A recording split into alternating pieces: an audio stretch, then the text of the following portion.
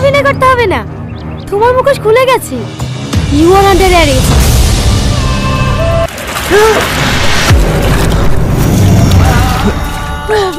Hello বন্ধুরা, আসসালামু আলাইকুম। মাস্টারমাইন্ড 3-র জন্য যারা অধীর আগ্রহে অপেক্ষা করতেছিলেন, নিয়ে আসলাম তাদের জন্য একটি বিশাল সুখবর। বন্ধুরা, মাস্টারমাইন্ড পার্ট 3 কবে আসবে এবং আপনারা এখন এই নাটকটি কিভাবে দেখবেন, এসব কিছু জানতে হলে ভিডিওটি না টেনে শেষ পর্যন্ত দেখুন।